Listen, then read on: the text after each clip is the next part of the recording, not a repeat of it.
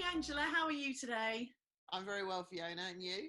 Yeah, I'm really good. Thanks, Angela. Good. Good to see you this morning, and thanks so much for your time. I really appreciate You're our first person on Storm Pods. Oh, wow. Thank you very much. Very complimentary. Yeah, that's good.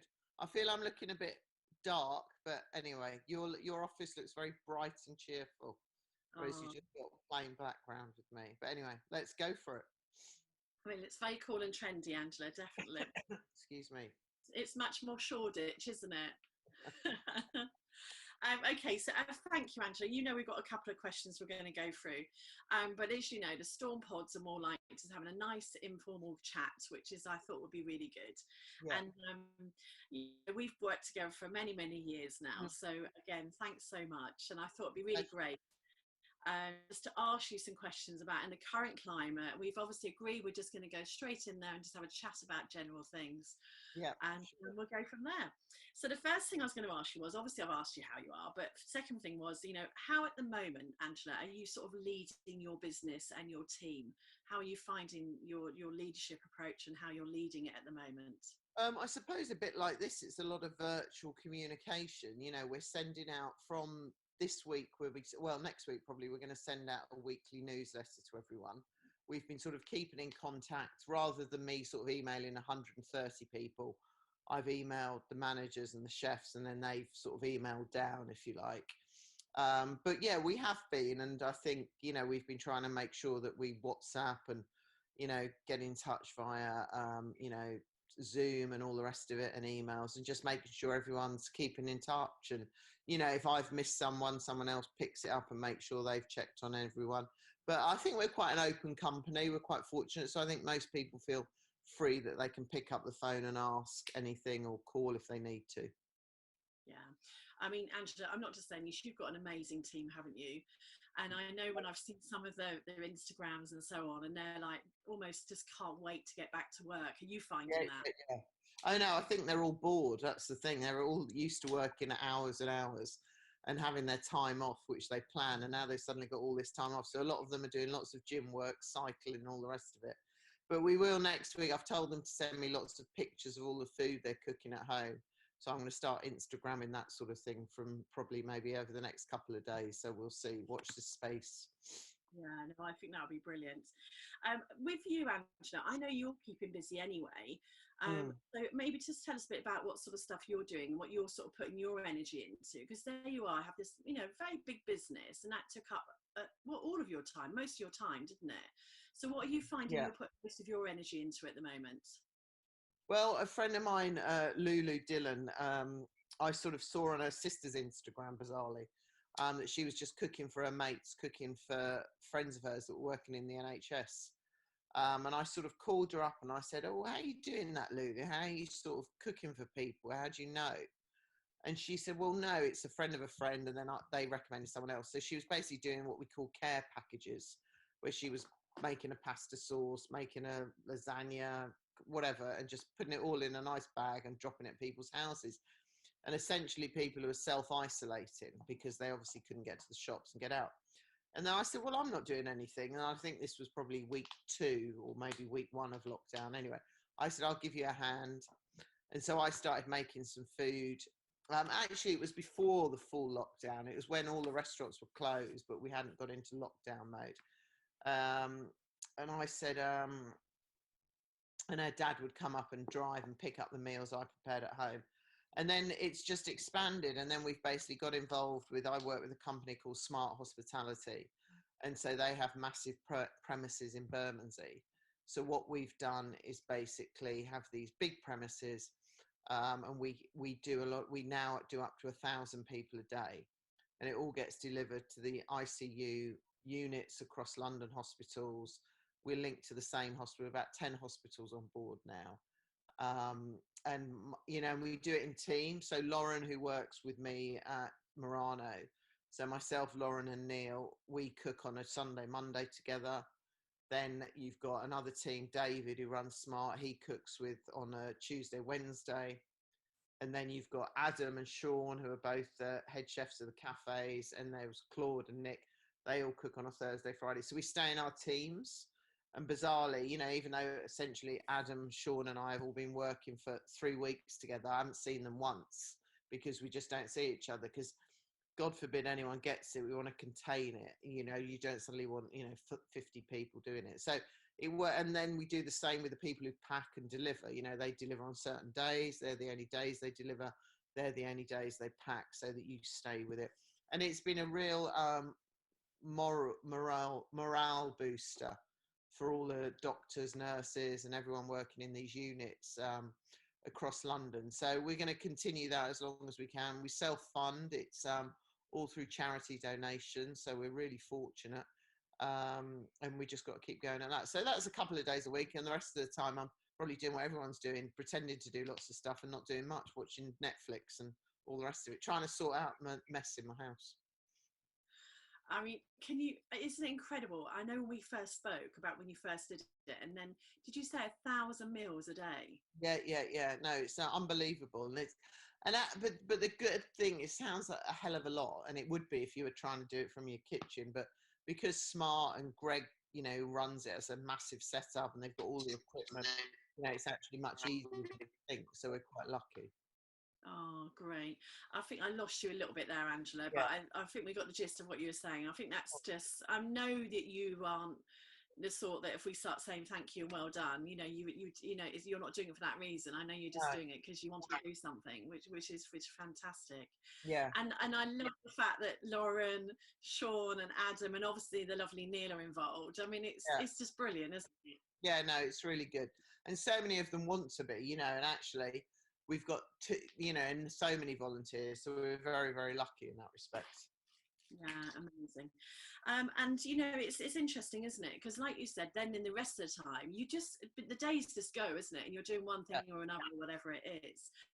I know it sounds a bit of an interesting one, but you know, from obviously my thing is learning and development, you know, of course, you know, with sort of learning and development head on, is there anything that you feel at the moment that you've kind of, and I don't mean this in a patronizing way, but you've learned that you think, do you know what, when we go back to whatever normal is, they're calling it the new normal, aren't they? Is there anything you feel that you want to carry on doing? Yeah, I don't know, actually. That's quite a good question, isn't it? It's hard to know.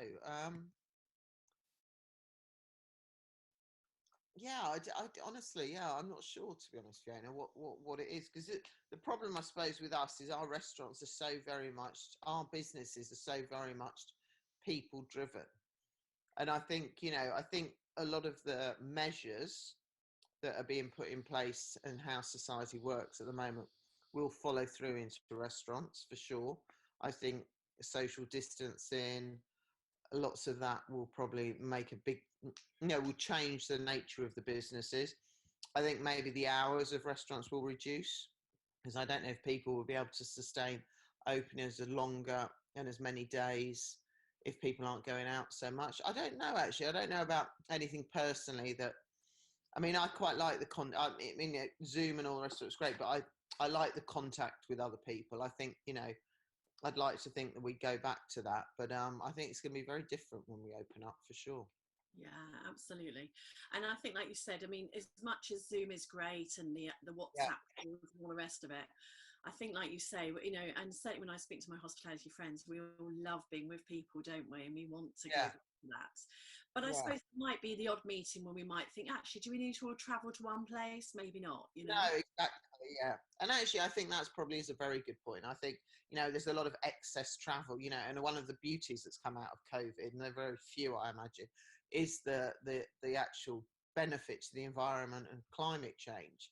You know, less cars, less planes, you know, so if that was a great factor, as you say, you know, if we wanted to chat, you need to come into London every time we do a chat about our mystery diner. I don't think, in fact, you could probably argue you could all do it from home, because you're all looking at the same bit of paper. You don't all need to go in, you know, so I think a lot of unnecessary travel would be a very good thing as a result of this. Yeah.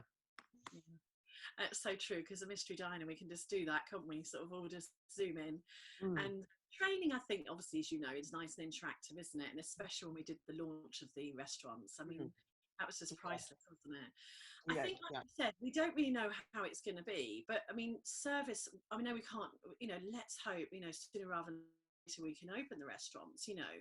And do you think that people will be really excited about getting out and going out for dinner, or do you think people will be more demanding? It'd be interesting to see, won't it? I think people initially will probably be quite excited because they'll be going out. I think there'll be a lot of um, cautiousness, because I think, there's a lot of things about, this second peak, this second wave, and people won't want to suddenly. I mean, there's all this talk, and you don't know how much is true. This talk that Cheltenham Festival was one of the big factors in spreading the virus. So if you've just spent 3 months locked down, protected yourself, you're a vulnerable person. Are you suddenly going to go and sit in a restaurant with 300 people? I doubt it. So I think we're just going to have to see how it plays out, really. And I think you have to prepare yourself probably to be, accept that your business is not going to hit the ground running straight away. And you just got to, react to how customers want to eat.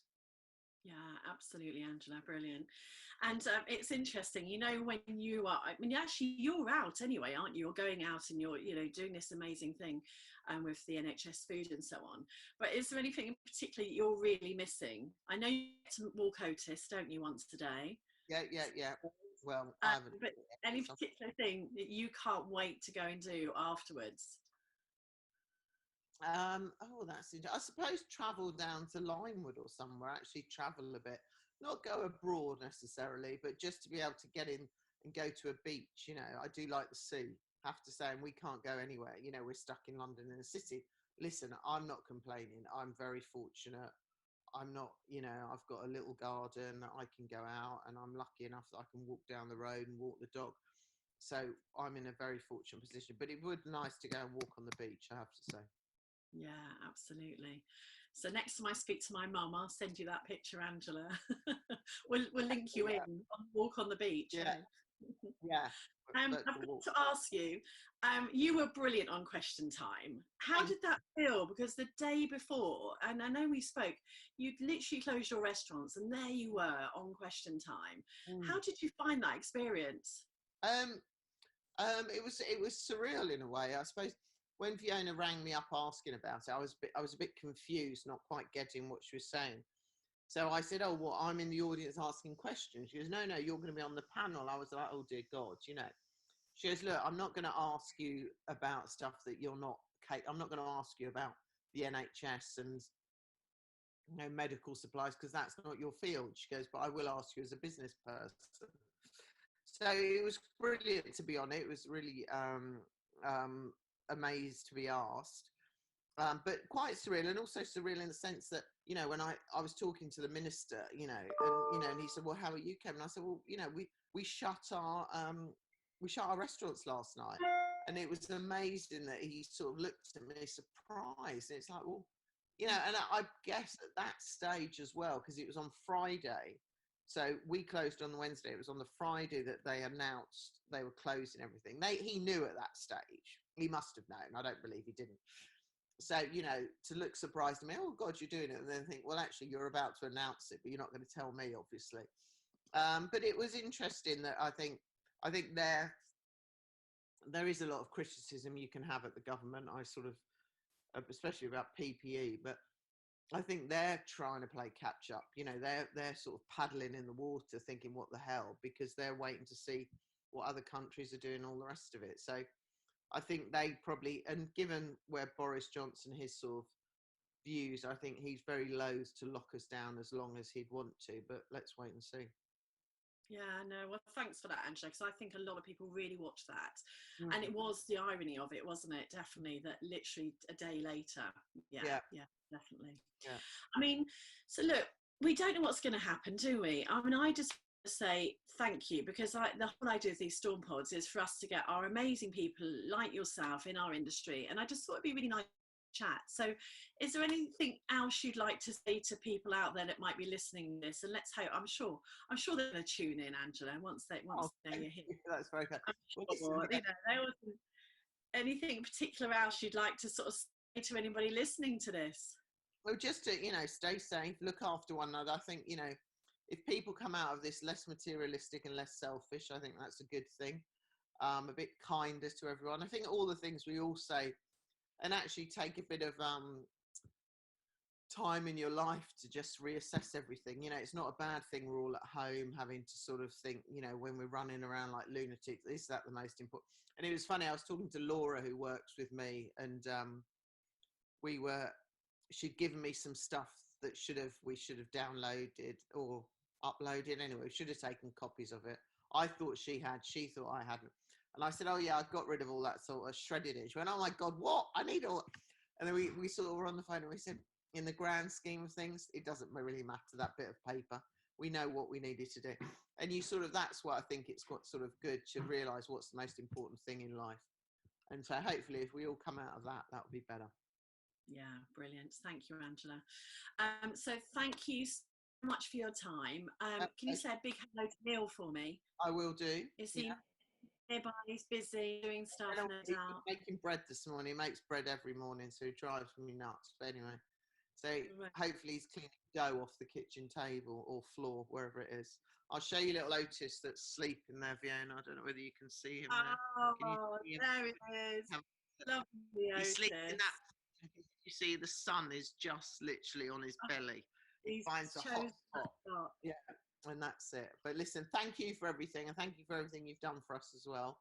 And we'll see each other on the other side. Amazing. Angela, thank you so much. I really appreciate it. Thank you. Lots of love.